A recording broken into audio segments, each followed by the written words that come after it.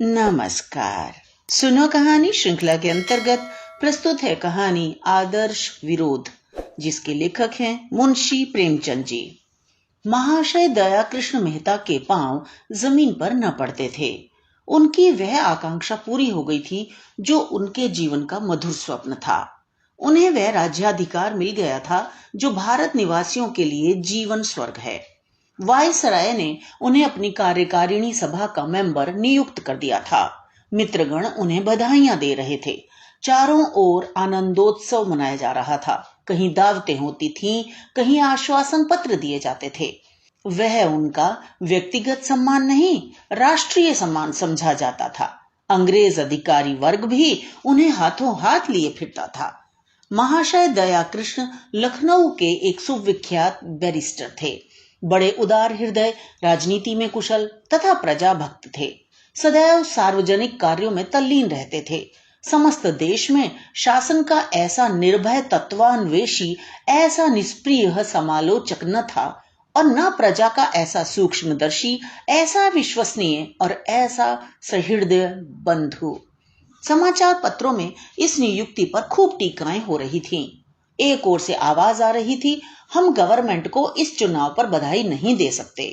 दूसरी ओर के लोग कहते थे, यह सरकारी उदारता और प्रजाहित चिंता का सर्वोत्तम प्रमाण है। तीसरा दल भी था जो दबी जबान से कहता था कि राष्ट्र का एक और स्तंभ गिर गया। संध्या का समय था।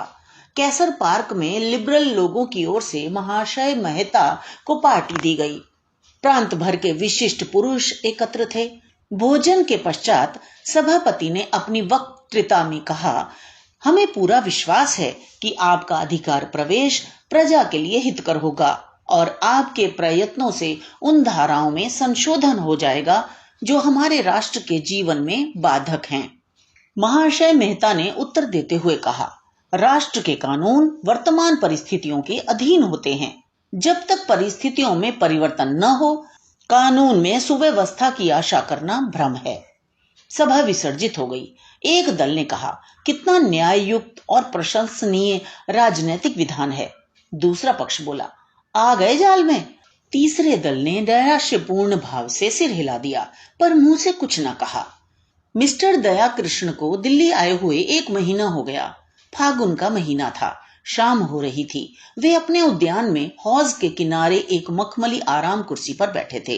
मिसेज राजेश्वरी मेहता सामने बैठी हुई पियानो बजाना सीख रही थी और मिस मनोरमा हौज की मछलियों को बिस्कुट के टुकड़े खिला रही थी। सहसा उसने पिता से पूछा, ये अभी कौन साहब आए थे? मेहता, काउंसिल के सैनिक मेंबर हैं। मनोरमा, वायसराय के नीचे यही होंगे। मेहता, वायसराय के नीचे तो सभी हैं, वेतन भी सबका बराबर है, लेकिन इनकी योग्यता को कोई नहीं पहुंचता। क्यों राजेश्वरी, तुमने देखा अंग्रेज लोग कितने सज्जन और विनयशील होते हैं?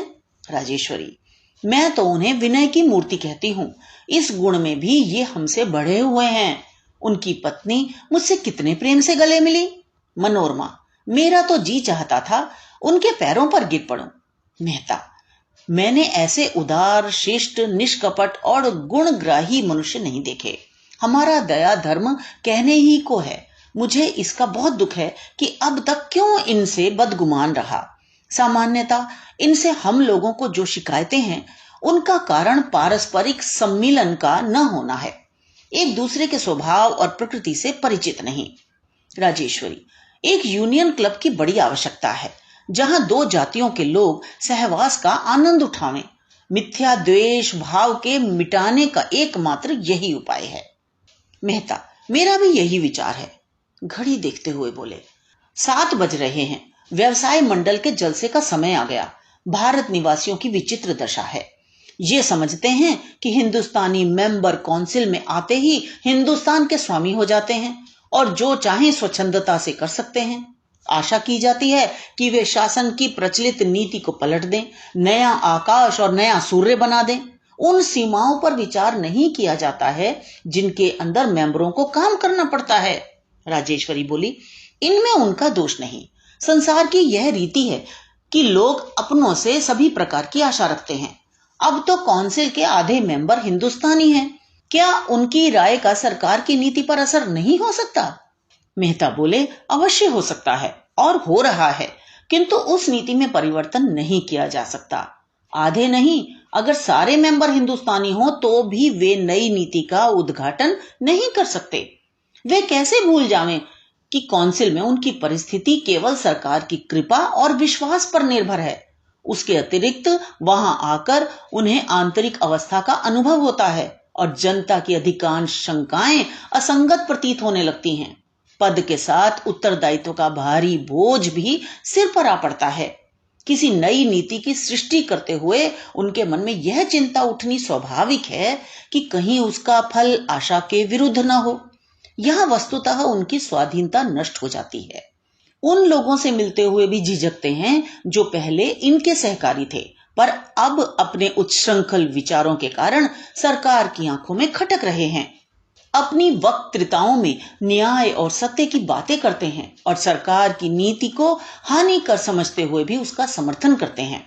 जब इसके प्रतिकूल वे कुछ कर ही नहीं सकते तो इसका विरोध करके अपमानित क्यों बने? इस अवस्था में यही सर्वोचित है कि शब्दाडंबर से काम लेकर अपनी रक्षा की जाए। और सबसे बड़ी बात यह है कि ऐसे सज्जन, उदार, नीतिज्ञ, शुभ चिंतकों के विरुद्ध कुछ कहना या करना मनुष्यत्व और सद्व्यवहार का गला घोंटना है। ये लो, मोटर आ गई, चलो व्यवसाय मंडल में लोग आ गए होंगे। ये लोग वहां पहुंचे तो करतल ध्वनि होने लगी। सभापति महोदय ने एड्रेस पढ़ा, जिसका निष्कर्ष यह था कि सरकार को उन शिल्प कलाओं की रक्षा करनी चाहिए जो अन्य देशीय प्रतिद्वंद्विता के कारण मिटी जाती हैं। राष्ट्र की व्यावसायिक उन्नति के लिए नए नए कारखाने खोलने चाहिए और जब वे सफल हो जाएं तो उन्हें व्यावसायिक संस्थाओं के हवाले कर देना चाहिए। उन कलाओं की आर्थिक सहायता करना भी उसका कर्तव्य है जो अभी शैशवावस्था में है, जिससे जनता का उत्साह बढ़े। मेहता महोदय ने सभापति को धन्यवाद देने के पश्चात सरकार की औद्योगिक नीति की घोषणा करते हुए कहा, आपके सिद्धांत निर्दोष हैं, किंतु उनको व्यवहार में लाना नितांत दुष्कर है। गवर्नमेंट आपको सम्मति प्रदान कर सकती है, लेकिन व्यावसायिक कार्यों में अग्रसर बनना जनता का काम है। आपको स्मरण रखना चाहिए कि ईश्वर भी उन्हीं की सहायता करता है जो अपनी सहायता आप करते हैं। आप में आत्मविश्वास, औद्योगिक उत्साह का बड़ा अभाव है। पग पग पर सरकार के सामने हाथ फैलाना अपनी अयोग्यता और अकर्मण्यता की सूचना देना है। दूसरे दिन समाचार पत्रों में इस वक्तृता पर टीकाएं होने लगी। एक दल ने कहा, मिस्टर मेहता की स्पीच ने सरकार की नीति को बड़ी स्पष्टता और कुशलता से निर्धारित कर दिया है। दूसरे दल ने लिखा, हम मिस्टर मेहता की स्पीच पढ़कर स्तंभित हो गए। व्यवसाय मंडल ने वही पथ ग्रहण किया जिसके प्रदर्शक स्वयं मिस्टर मेहता थे। उन्होंने उस लोकोक्ति को चरितार्थ कर दिया कि नमक की खान में जो कुछ जाता है नमक हो जाता है। तीसरे दल ने लिखा, हम मेहता महोदय के इस सिद्धांत से पूर्ण सहमत हैं कि हमें पग पग पर सरकार के सामने दीन भाव से हाथ नहीं फैलाना चाहिए। यह वक्तृता उन लोगों की आंखें खोल देगी जो कहते हैं कि हमें योग्यतम पुरुषों को काउंसिल में भेजना चाहिए। व्यवसाय मंडल के सदस्यों पर दया आती है जो आत्मविश्वास का उपदेश ग्रहण करने के लिए कानपुर से दिल्ली गए थे। चैत का महीना था, शिमला आबाद हो चुका था। मेहता महाशय अपने पुस्तकालय में बैठे हुए पढ़ रहे थे कि राजेश्वरी ने आकर पूछा, ये कैसे पत्र हैं? मेहता बोले, यह आय व्यय का मसविदा है, आगामी सप्ताह में काउंसिल में पेश होगा। उनकी कई मदें ऐसी हैं जिन पर मुझे पहले भी शंका थी और अब भी है। अब समझ में नहीं आता कि इस पर अनुमति कैसे दूं। यह देखो, 3 करोड़ रुपए उच्च कर्मचारियों की वेतन वृद्धि के लिए रखे गए हैं। यह कर्मचारियों का वेतन पहले से ही बढ़ा हुआ है, इस वृद्धि की जरूरत ही नहीं, पर बात जबान पर कैसे लाऊं? जिन्हें इससे लाभ होगा वे सभी नित्य के मिलने वाले हैं। सैनिक व्यय में 20 करोड़ रुपए बढ़ गए हैं। जब हमारी सेनाएं अन्य देशों में भेजी जाती हैं तो विदित ही है कि हमारी आवश्यकता से अधिक है, लेकिन इस मद का विरोध करूं तो काउंसिल मुझ पर उंगलियां उठाने लगे। राजेश्वरी बोली, इस भय से चुप रह जाना तो उचित नहीं। फिर तुम्हारे यहां आने से ही क्या लाभ हुआ? मेहता बोले, कहना तो आसान है पर करना कठिन है। यहाँ जो कुछ आदर सम्मान है सब हाँ हुजूर में है। वायसराय की निगाह जरा तिरछी हो जाए तो कोई पास ना फटके, नक्कू बन जाऊं। ये लो, राजा भद्र बहादुर सिंह जी आ गए। राजेश्वरी, शिवराजपुर कोई बड़ी रियासत है?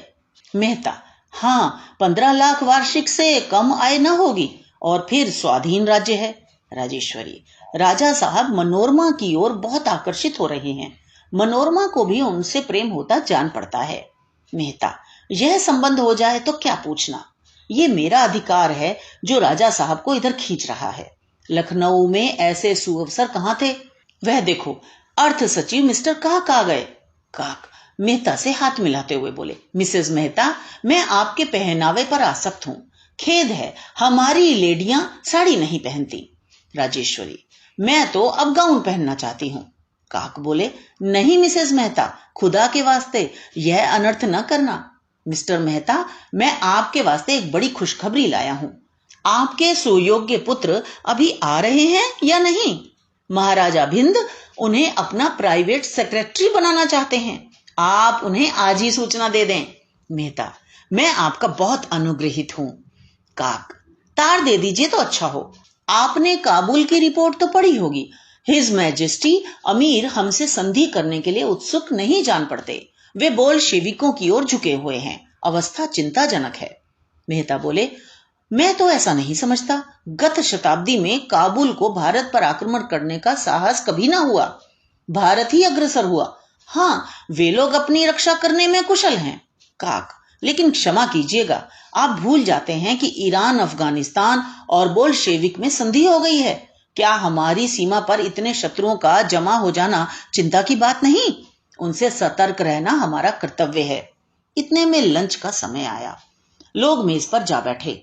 उस समय घुड़दौड़ और नाट्यशाला की चर्चा ही रुचिकर प्रतीत हुई। मेहता महोदय ने बजट पर जो विचार प्रकट किए, उनसे समस्त देश में हलचल मच गई। एक दल उन विचारों को देववाणी समझता था, दूसरा दल भी कुछ अंशों को छोड़कर शेष विचारों से सहमत था, किंतु तीसरा दल वक्तृता के एक एक शब्द पर निराशा से सिर धुनता और भारत की अधोगति पर रोता था। उसे विश्वास ही न आता था कि ये शब्द मेहता की जबान से निकले होंगे। मुझे आश्चर्य है कि गैर सरकारी सदस्यों ने एक स्वर से प्रस्तावित व्यय के उस भाग का विरोध किया है जिस पर देश की रक्षा, शांति, सुदशा और उन्नति अवलंबित है। आप शिक्षा संबंधी सुधारों को, आरोग्य विधान को, नहरों की वृद्धि को अधिक महत्वपूर्ण समझते हैं। आपको अल्प वेतन वाले कर्मचारियों का अधिक ध्यान है। मुझे आप लोगों के राजनीतिक ज्ञान पर इससे अधिक विश्वास था। शासन का प्रधान कर्तव्य भीतर और बाहर की अशांतिकारी शक्तियों से देश को बचाना है।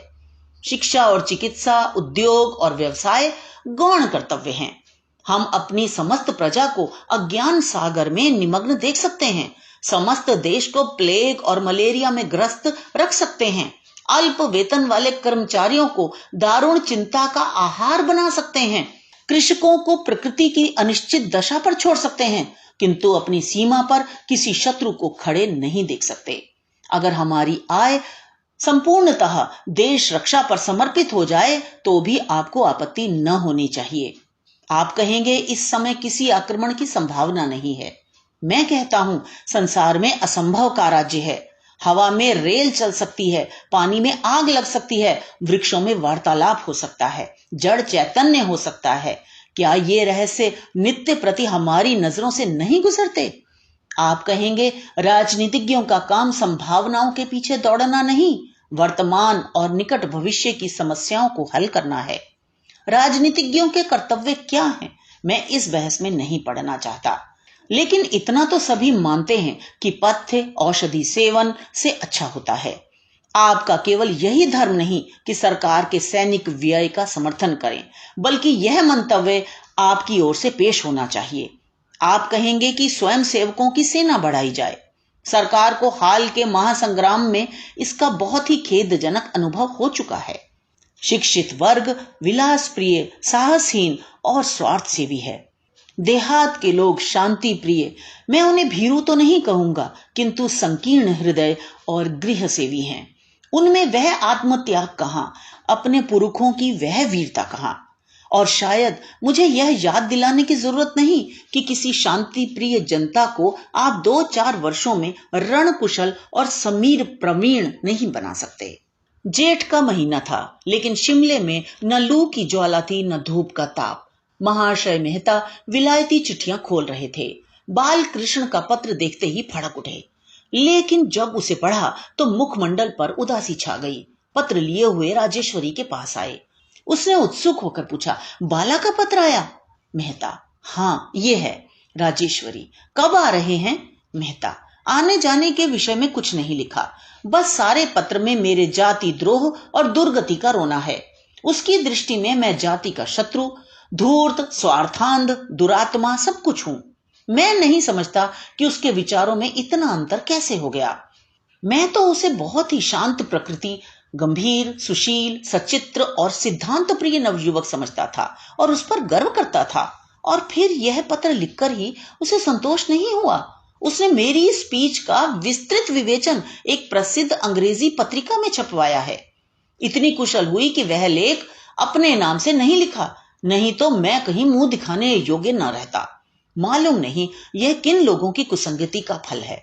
महाराज भिंद की नौकरी उसके विचार में गुलामी है। राजा भद्र बहादुर सिंह के साथ मनोरमा का विवाह घृणित और अपमानजनक है। उसे इतना साहस कि मुझे धूर्त, मक्कार, ईमान बेचने वाला, कुलद्रोही कहे। यह अपमान, मैं उसका मुंह नहीं देखना चाहता। राजेश्वरी, लाओ जरा इस पत्र को मैं भी देखूं। वह तो इतना मुंह फट न था। यह कहकर उसने पति के हाथ से पत्र लिया और 1 मिनट में आद्यांत पढ़कर बोली, यह सब कटु बातें कहाँ हैं? मुझे तो इसमें एक भी अपशब्द नहीं मिलता। मेहता, भाव देखो, शब्दों पर न जाओ। राजेश्वरी बोली, जब तुम्हारे और उसके आदर्शों में विरोध है तो उसे तुम पर श्रद्धा क्यों कर हो सकती है? लेकिन मेहता महोदय जामे से बाहर हो रहे थे। राजेश्वरी की सहिष्णुता पूर्ण बातों से वे और जल उठे। दफ्तर में जाकर उसी क्रोध में पुत्र को पत्र लिखने लगे, जिसका एक एक शब्द छुरी और कटार से भी ज्यादा तीखा था। उपयुक्त घटना के 2 सप्ताह पीछे मिस्टर मेहता ने विलायती डाक खोली तो बाल कृष्ण का कोई पत्र न था। समझे मेरी चोटें काम कर गईं। आ गया सीधे रास्ते पर, तभी तो उत्तर देने का साहस नहीं हुआ। लंदन टाइम्स की चिट फाड़ी। इस पत्र को वे बड़े चाव से पढ़ा करते थे और तार की खबरें देखने लगे। सहसा उनके मुंह से एक आह निकली। पत्र हाथ से छूटकर गिर पड़ा। पहला समाचार था, लंदन में भारतीय देशभक्तों का जमाव। ऑनरेबल मिस्टर मेहता की वक्तृता पर असंतोष। मिस्टर बालकृष्ण मेहता का विरोध और आत्महत्या। गत शनिवार को बैक्सटन हॉल में भारतीय युवकों और नेताओं की एक बड़ी सभा हुई। सभापति मिस्टर तालिबजा ने कहा, हमको बहुत खोजने पर भी काउंसिल के किसी अंग्रेज मेंबर की वक्तृता में ऐसे मर्मभेदी, ऐसे कठोर शब्द नहीं मिलते। हमने अब तक किसी राजनीतिज्ञ के मुख से ऐसे भ्रांतिकारक, ऐसे निरंकुश विचार नहीं सुने। इस वक्तृता ने सिद्ध कर दिया कि भारत के उद्धार का कोई उपाय है तो वह स्वराज्य है, जिसका आशय है मन और वचन की पूर्ण स्वाधीनता। क्रमागत उन्नति पर से यदि हमारा एतबार अब तक नहीं उठा था तो अब उठ गया। हमारा रोग असाध्य हो गया है। यह अब चूर्णों और अवलेहों से अच्छा नहीं हो सकता। उससे निवृत्त होने के लिए हमें कायाकल्प की आवश्यकता है। ऊंचे राज्य पद हमें स्वाधीन नहीं बनाते, बल्कि हमारी आध्यात्मिक पराधीनता को और भी पुष्ट कर देते हैं। हमें विश्वास है कि ऑनरेबल मिस्टर मेहता ने जिन विचारों का प्रतिपादन किया है उन्हें वे अंतःकरण से मिथ्या समझते हैं, लेकिन सम्मान, लालसा, प्रेम और पदानुराग ने उन्हें अपनी आत्मा का गला घोंटने पर बाध्य कर दिया है। किसी ने उच्च स्वर से कहा, यह मिथ्या दोषारोपण है। लोगों ने विस्मित होकर देखा तो मिस्टर बालकृष्ण अपनी जगह पर खड़े थे। क्रोध से उनका शरीर कांप रहा था। वे बोलना चाहते थे, लेकिन लोगों ने उन्हें घेर लिया और उनकी निंदा और अपमान करने लगे। सभापति ने बड़ी कठिनाई से लोगों को शांत किया, किंतु मिस्टर बालकृष्ण वहां से उठकर चले गए। दूसरे दिन जब मित्रगण बालकृष्ण से मिलने गए तो उनकी लाश फर्श पर पड़ी हुई थी। पिस्तौल की 2 गोलियां छाती से पार हो गई थी। मेज पर उनकी डायरी खुली पड़ी थी। उस पर ये पंक्तियां लिखी हुई थी, आज सभा में मेरा गर्व दलित हो गया। मैं यह अपमान नहीं सह सकता। मुझे अपने पूज्य पिता के प्रति ऐसे कितने ही निंदा सूचक दृश्य देखने पड़ेंगे। इस आदर्श विरोध का अंत कर देना अच्छा है। संभव है मेरा जीवन उनके निर्दिष्ट मार्ग में बाधक हो। ईश्वर मुझे बल प्रदान करे। तो ये तो थी कहानी। मुझे आशा है आपने आनंद लिया होगा। इसी तरह हमारे साथ जुड़े रहिए, चैनल को सब्सक्राइब कीजिए, उसके लिए बेल आइकन को भी क्लिक कीजिए। तो मिलते हैं अगली कहानी में। धन्यवाद।